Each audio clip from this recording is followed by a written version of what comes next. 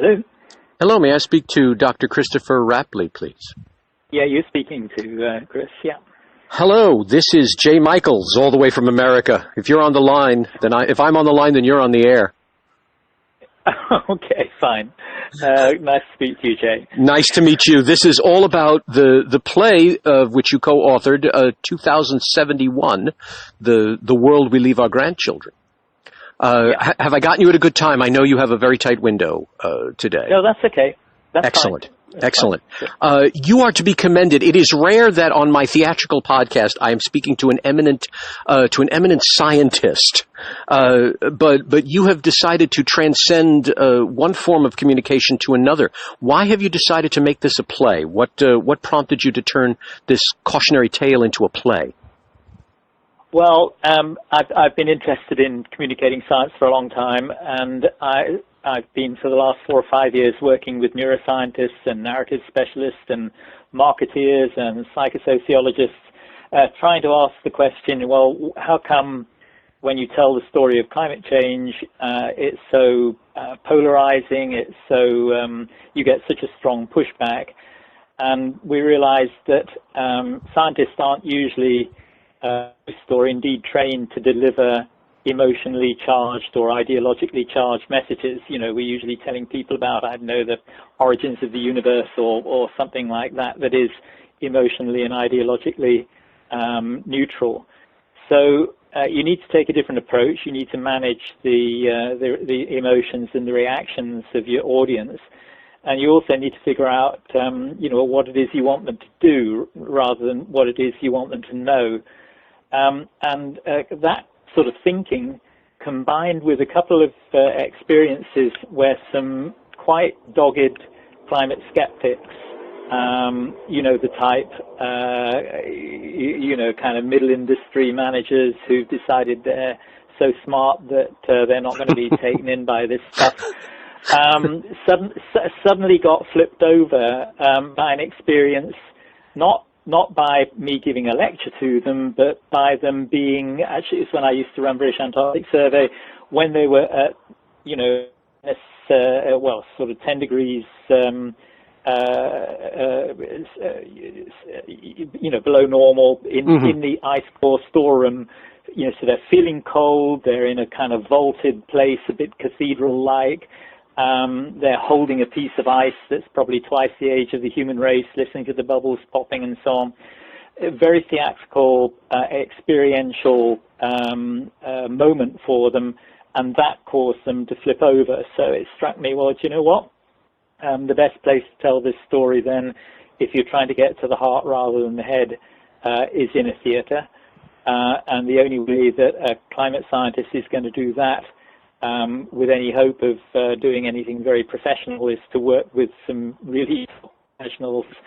So through a mutual acquaintance, I got introduced, first of all, to the theatre director, Katie Mitchell, who is quite a phenomenon, amazing lady. And she introduced me to Duncan Macmillan, and Duncan and I really hit it off. And then we spent something like 7 months meeting once a week to talk through climate science and to turn that into a script and then into a performance. So you employed for lack of a better term, the theatrical professional to guide you as you guided him in terms of the information. He then helped formulate it into the palatable piece for the stage. Well, I didn't employ him. Katie got the Royal Court to commission us to write and perform the play. And that was the point, that the three of us brought our own skills to the table, and it was really a three-way equal contribution. Duncan and I. Duncan turned my scientific narrative into something that could be performed, that has a simple thread through it and has a narrative arc and satisfies a degree of poetic delivery.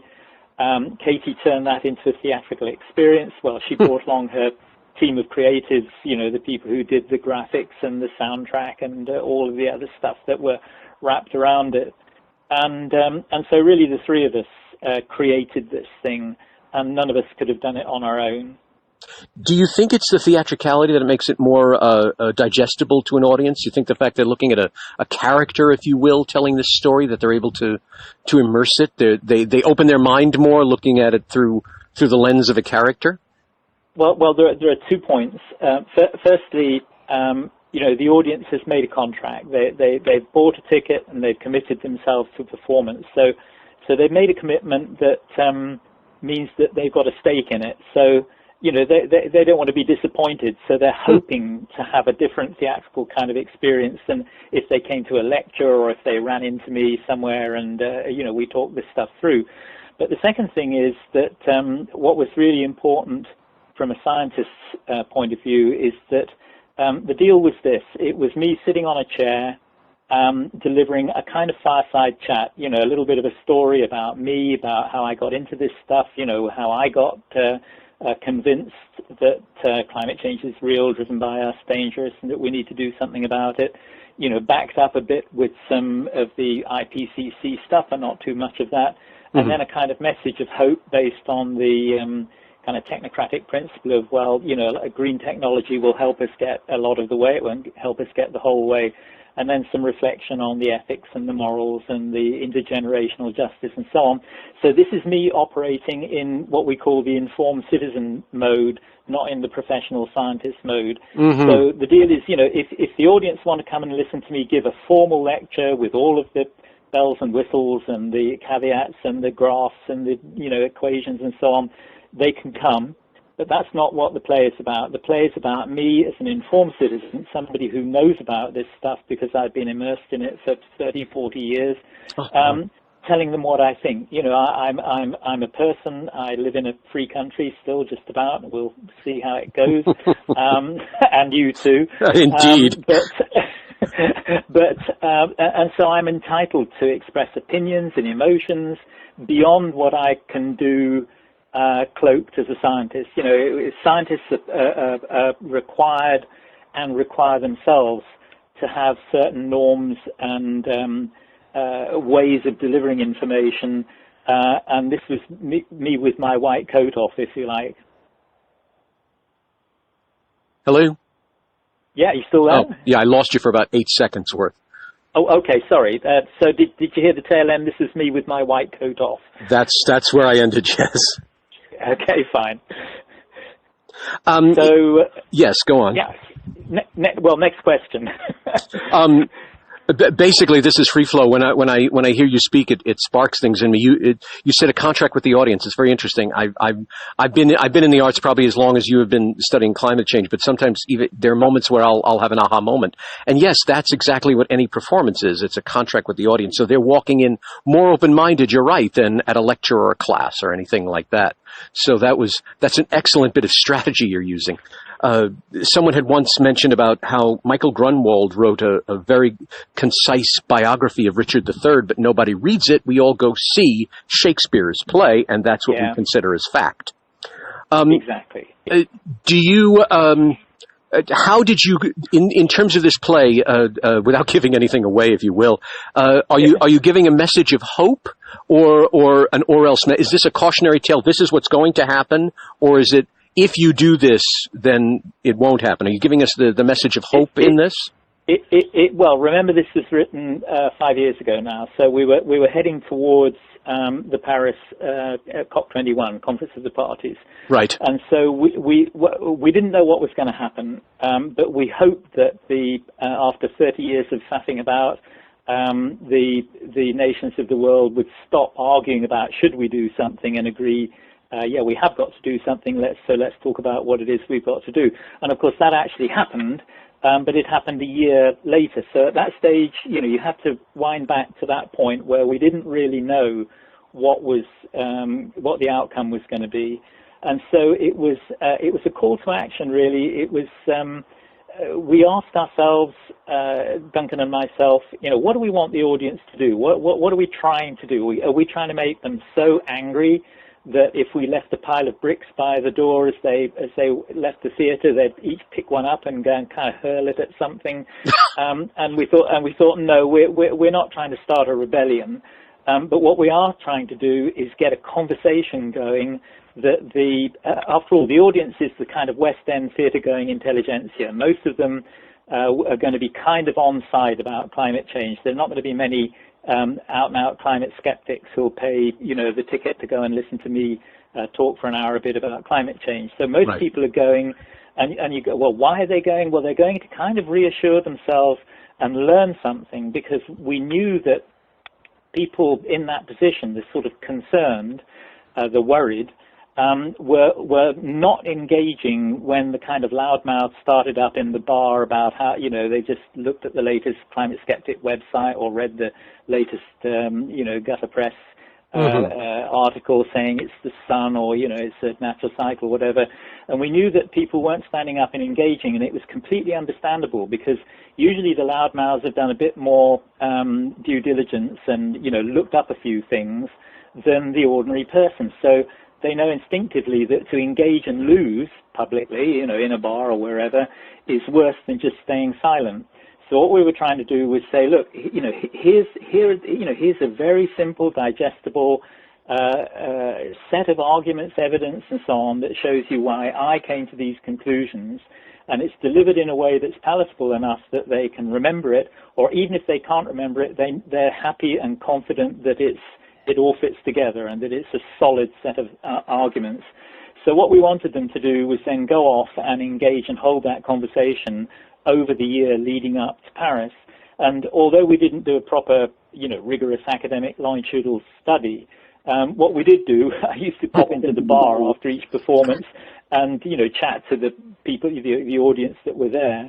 And that was the message that we got back then. And I've had it from, people who've talked to me. They were in the audience. They've seen me since. They said that what was interesting, that the age group was kind of 30s, 40s. They tended to go in small groups of friends or colleagues, and it did that. They walked out of there much more determined to have a proper conversation about it, and to defend the fact that there is an issue that needs to be dealt with. And interestingly, what we didn't expect, or what I hadn't anticipated, was that often those groups would invite along somebody that they knew was mildly skeptical, not madly skeptical. Because that's really interesting. And so they would bring along, Fred, who they knew was kind of dubious about it and had been saying, "Oh, I don't think it's a problem." And it seems that we converted a whole bunch of Freds. They came along. The theatrical ambience, being with 450 other people who paid attention and took it seriously, actually shifted people. And often when you do that individual is more resolute about their new opinion than somebody who was kind of on the way previously. So we know we did that. But I performed it. We did 2 runs at the Royal Court. I did a run at the Deutsche Schauspielhaus in Hamburg, where the translation was kind of ticker-taped across the proscenium. That was going to be my question. How did it translate?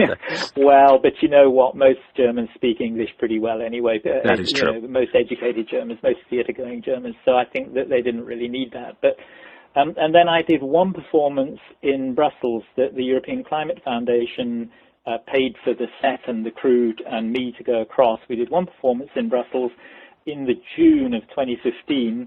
And it was an invited audience only, 450 people from the European Parliament, the European Commission, and from the kind of what we call the Brussels bubble, the administration of. There are lots of institutes and so on out there, and it got an absolute standing ovation. We took 150 copies of the book, of the script, and they just all went, and it was seen as a really kind of quirky thing. There's this, as you say, there's this scientist who comes and gives this theatre performance, and it got a conversation going exactly sort of 5.5 months before the European Union and all the other nations of the world decided to take climate change seriously and do something about it. And the feedback I had was that it caused a lot of discussion just at the right moment. That's excellent. And kind of moved things along. So that was pretty good. I should say that the Michael Billington, the theatre critic, London theatre critic, who's seen as the kind of,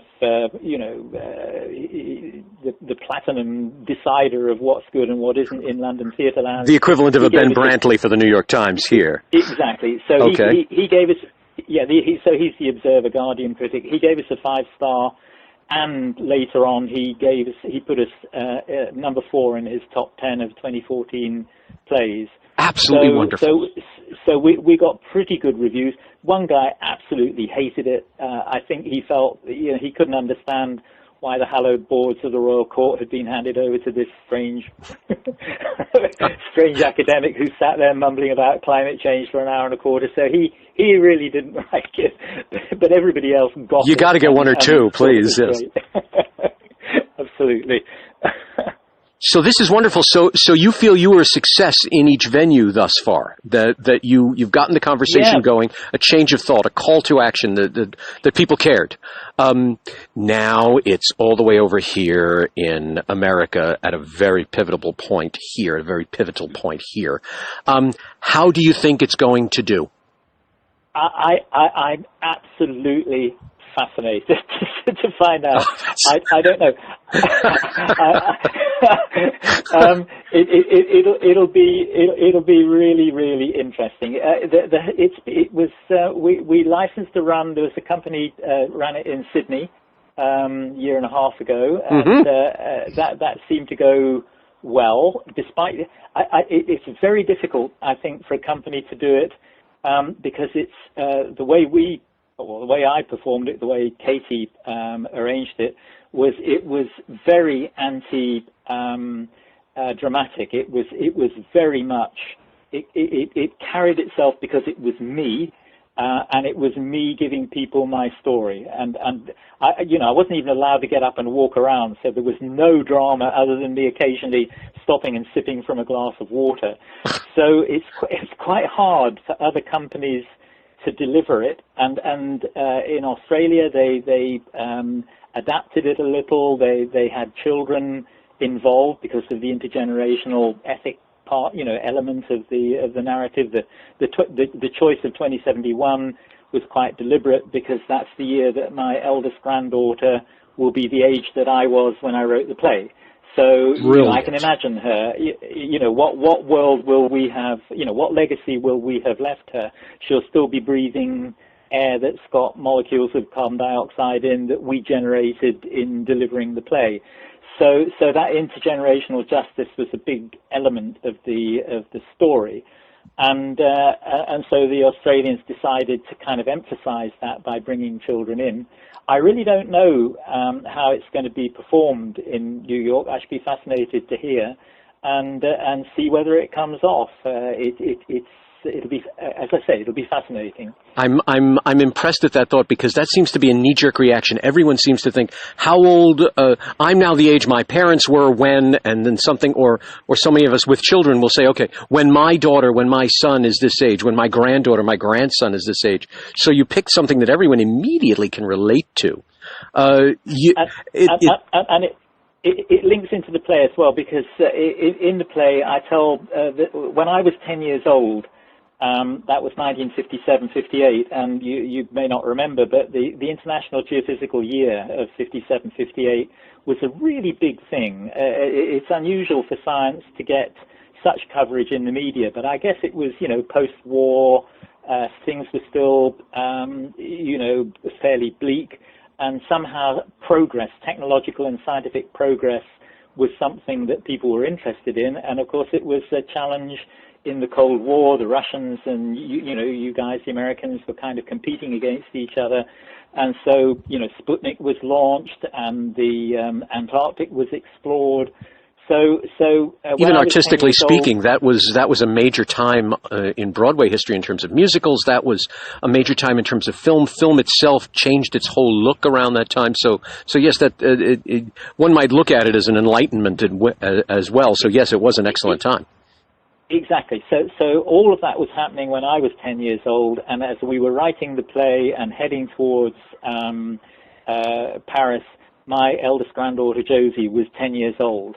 And so there she was, and there she will be, we hope, in 2071. Certainly. What will she experience, and is it fair that we should leave her and all future generations a badly damaged planet? No, it isn't. It can't be fair. So how much are we prepared to make an effort to ensure that we don't do that? That's really the underlying ethical message in the play. So one might not say, a ray of hope so much as get up off your chair and do something or else.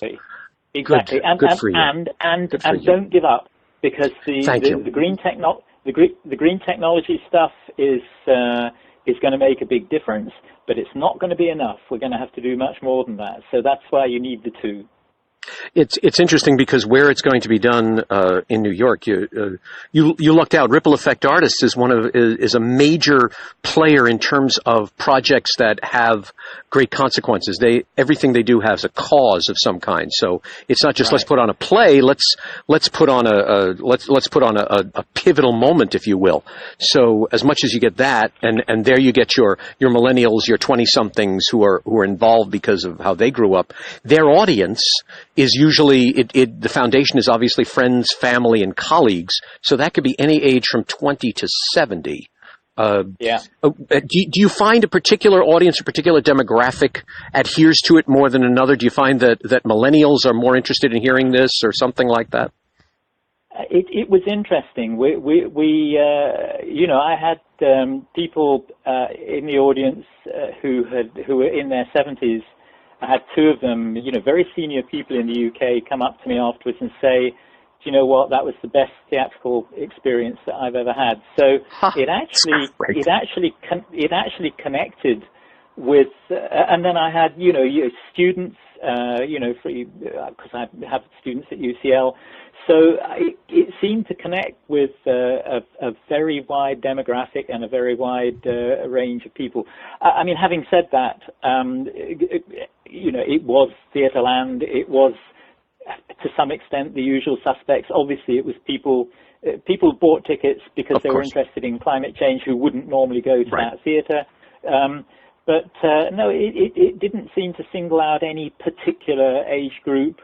Especially, people appreciated it from one end to the other, and and some people just didn't get it. I heard a lady, and she looked a bit like my mother. I heard her leaving saying, "Well, it wasn't really a play, was it?" You sort of go, "Well, no, it wasn't actually. It was a performance." Oh my goodness! You always get them. Oh my God! You always get them. Well, this didn't look like Broadway. Oh, please stop. Listen, let me just say one other thing. Yes, sir. I think this. You asked me what I'm hoping for. Yes. I haven't. I lived in the States for a while, and my research has. Well, I've worked with people from all around the world, but I've worked intensively with American scientists all my life, and so I have some feeling for the American culture, but I've lost track a little bit. Watching what's happening from this side of the Atlantic is very frightening, actually, and very worrying. Yes. And we know that the polarization, particularly the political polarization about climate change, is still very strong. But on the other hand, last year we think we detected a shift. The fires in California, the floods. The planet is sending some very, very strong messages, like, "Hey guys, I'm on fire, I'm going to soak you, you really need to pay attention." And so the impression is that people there are paying a bit more attention to the climate change issue. And certainly over here in the UK and Europe, we've had the school strikes. Greta Thunberg, this wonderful young Swedish schoolgirl, has started this movement. We've had Extinction Rebellion in the UK, who've quite cleverly drawn attention to themselves through disruption, but without antagonizing too many people. They've been quite clever at the way they've done it. Right. And I worked with the BBC earlier this year on a BBC One program narrated by David Attenborough about climate change, called Climate Change: The Facts. It should be circulating through the States about now. And David Attenborough is a voice of real authority. with the British public, very much a trusted figure. Oh, for sure. So the fact that he delivered a very strong message that it's wake-up time, all of these things have shifted the dial so that in the UK, the politicians are actually beginning to fall over themselves to demonstrate how important climate change is and how important it is to do something about it. So we've seen a shift.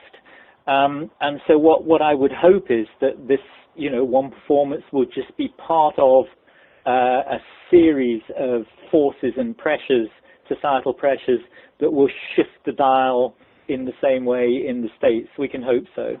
You've sort of answered another question I was going to have. What's the difference between you first did it and now? And you brought up so many of these natural disasters. My wife likes to whimsically say that the Earth is shaking us off it. Yes. And so I think, and it also brings up a thought I had in terms of American audiences. We don't necessarily, we want it thrown in our face in some way. If something's going to happen to us, then we're going to learn about it. There are fires, there are floods, there is weather conditions, etc. We're in a scorcher right now, so I'm sure there are some people saying, maybe there's something to it. So I think you're hitting us at a perfect time when politically, we have our own wildfires, and there are so many natural disasters and so many things that you can't say, oh no, that's just hogwash. It's not going to happen. So I think we're hitting it at a really powerful time, and I congratulate you so much for doing it. Well, the other thing is that it's fascinating, watched from a distance. It's a real puzzle as to why Republican politics has been so negative about climate change. I mean, I understand, neoliberalism, the oil companies, the coal companies. There's a lot of vested interest, all of that stuff. But the core Republican ethic is patriotism, frugality, looking after yourself, defending yourself. Maintaining the nation and so on against adversity. So it's a real puzzle as to how it is that climate change got moved into this very negative position in Republican political thinking. And I can't help but feel that it's not a natural place for it to sit. And I think we're beginning to see it emerge so that it's the sort of thing that if you're a Christian and you believe that it's your job to be a steward of the planet, there are so many reasons why the period of the last decade has been, I think, an anomaly. And so hopefully, and what we know is once the United States decides it's going to do something, like put a man on the moon, very topical, it gets up and does it. So I'm kind of hoping that this one tiny little voice from the play will be part of a movement that shifts the United States into really taking this seriously and doing something fantastic about it. So we can hope.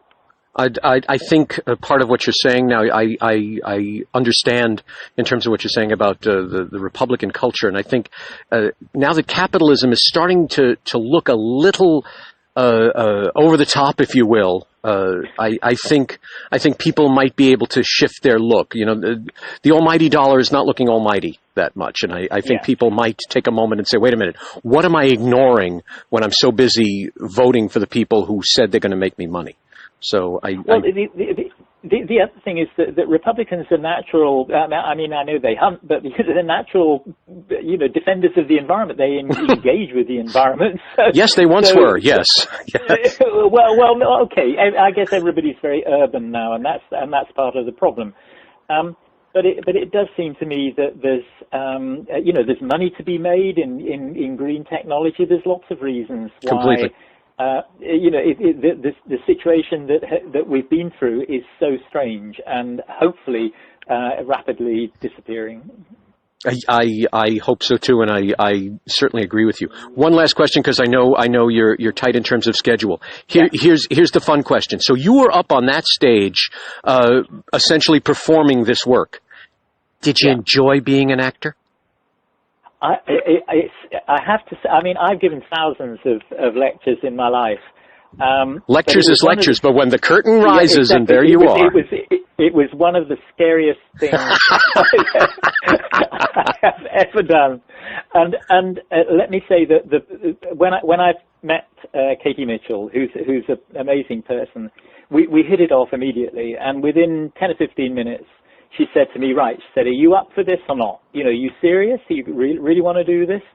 So I said, yes, absolutely. She said, right, we're going to do it then. So I said, well, look, the one condition is, you know, I am not an actor. I'm never going to be an actor. There's no way that anybody's going to see me as an actor. So your job is to put me on that stage and get me to deliver a performance that works as me. And she said, right, that's exactly what we'll do.